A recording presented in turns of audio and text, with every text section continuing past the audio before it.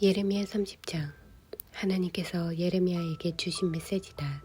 이스라엘의 하나님의 메시지다. 내가 내게 이르는 말 전부를 책에 적어라. 보아라, 내가 내 백성 이스라엘과 유다를 위해 모든 상황을 뒤집을 날이 다가오고 있다. 나 하나님이 말한다. 나는 그들의 조상에게 주었던 땅으로 그들을 다시 데려올 것이다. 그들이 다시 그 땅을 차지하게 될 것이다.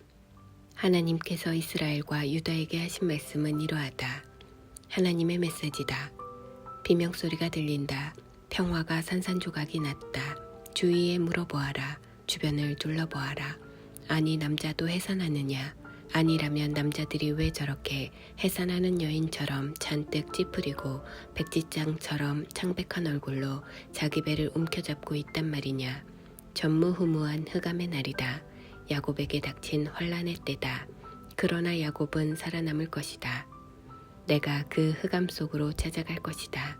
그들의 목에서 멍에를 벗겨 부수고 그들을 마구에서 풀어주리라. 그들은 더 이상 이방인들의 종으로 부역하지 않을 것이다.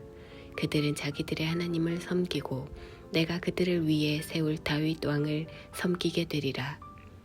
그러니 야곱아, 사랑하는 종아, 두려워하지 마라. 이스라엘아, 절망하지 마라. 고개를 들어 위를 보아라. 내가 너를 먼 타향살이에서 구원하고 포로로 잡혀갔던 내 자녀들을 되찾아 줄 것이다. 야곱아, 돌아와 안전하고 평안하며 복된 삶을 누리리라. 내가 너와 함께하고 너를 구원해 줄 것이다. 내가 너를 쫓아내어 여러 민족들로 흩어버렸지만 그 이방 민족들을 모조리 끝장낼 것이다. 그러나 너는 끝장내지 않을 것이다. 너를 벌하기는 하겠지만 공정한 벌로 다스릴 것이다. 그저 손바닥 때리는 정도로 넘어가지는 않을 것이다. 하나님의 메시지다. 너는 만신창이 죽은 목숨이다. 다들 너를 내팽개쳤다. 너는 가망이 없다. 내가 잘 나갈 때 어울리던 친구들은 뒤도 돌아보지도 않고 너를 등지고 떠났다. 너를 이렇게 때려 눕힌 이는 바로 나다. 이처럼 내게 결코 잊지 못할 벌을 내린 것은 너의 죄가 극악하고 내가 지은 죄의 목록이 끝도 없기 때문이다. 그러니 상처를 핥으며 자기 연민에 빠져 있을 필요 없다. 너는 받아 마땅한 벌을 받은 것이다. 실은 더 많이 받아야 마땅하다. 너의 죄가 극악하고 내가 지은 죄의 목록이 끝도 없어 내가 내게 이런 벌을 내렸다. 너를 해치는 자는 누구든지 해를 당하리라. 너의 적들은 종이 될 것이다.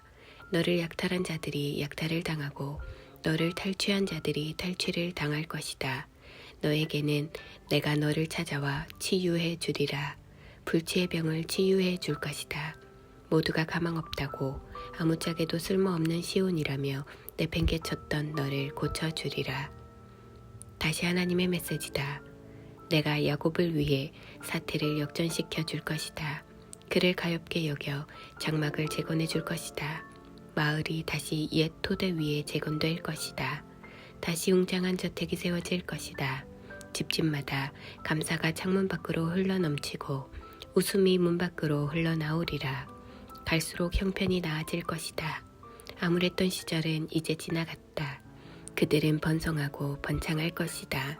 멸시받던 시절은 이제 지나갔다.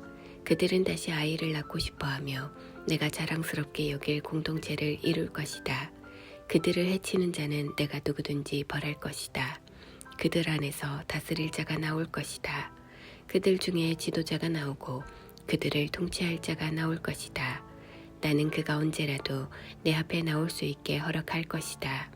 누가 감히 목숨을 걸고 조대도 없이 내 앞에 나올 수 있겠느냐? 하나님의 보고다. 그렇다. 너희는 나의 백성이 되고 나는 너희의 하나님이 될 것이다. 보아라, 하나님의 폭풍이 터져나온다.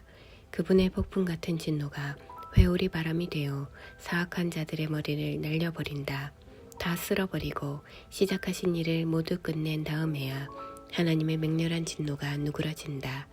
그 일이 끝나면 너희는 그 일이 완수되었음을 보게 될 것이다.